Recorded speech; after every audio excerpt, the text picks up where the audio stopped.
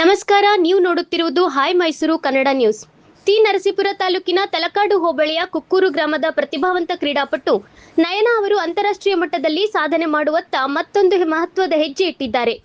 ಬಹುಮುಖ ಕ್ರೀಡಾ ಪ್ರತಿಭೆಯಾಗಿರುವ ಮನು ಅವರ ಪುತ್ರಿ ನಯನಾ ನೇಪಾಳದಲ್ಲಿ ಜುಲೈ 17ರಿಂದ 19ರವರೆಗೆ ನಡೆಯಲಿರುವ 3ನೇ ವಿಶ್ವಕಪ್ ಬಾಕ್ಸಿಂಗ್ ಚಾಂಪಿಯನ್ಶಿಪ್ನಲ್ಲಿ ಭಾರತವನ್ನು ಪ್ರತಿನಿಧಿಸಲು ರಾಜ್ಯದಿಂದ ಆಯ್ಕೆಯಾಗಿದ್ದಾರೆ.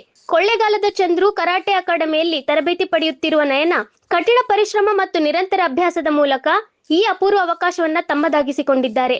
ರಾಜ್ಯದಿಂದ ಆಯ್ಕೆಯಾಗಿರುವುದು ಕುಟುಂಬದ ಜೊತೆಗೆ ತಲಕಾಡು ಭಾಗದ ಜನರಿಗೂ ಹೆಮ್ಮೆಯ ಸಂಗತಿಯಾಗಿದೆ. ಈ ಸಂದರ್ಭದಲ್ಲಿ ಕರಾಟೆ ಅಕಾಡೆಮಿಯ ಮುಖ್ಯ ತರಬೇತಿದಾರ ಕಾರ್ತಿಕ್, ಹಿರಿಯ ತರಬೇತಿದಾರ ಚಂದ್ರು ಹಾಗೂ ಹೊಸಕೋಟೆ ಗ್ರಾಮದ ಮುಖಂಡರು ಮತ್ತು ಸಾರ್ವಜನಿಕರು ನಯನಾ ಅವರನ್ನು ಅಭಿನಂದಿಸಿ ವಿಶ್ವಕಪ್ನಲ್ಲಿ ಉತ್ತಮ ಸಾಧನೆ ಮಾಡಿ ದೇಶಕ್ಕೆ ಕೀರ್ತಿ ತರಲಿ ಎಂದು ಶುಭ ಹಾರೈಸಿದರು.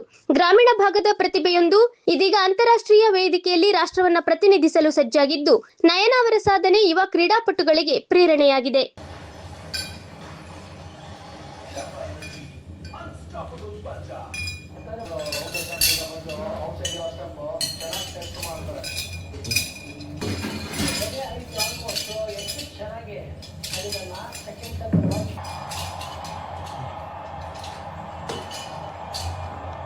ಸರ್ ಕ್ಲೀನಾಗಿ ತೋರ್ಸೋಣ.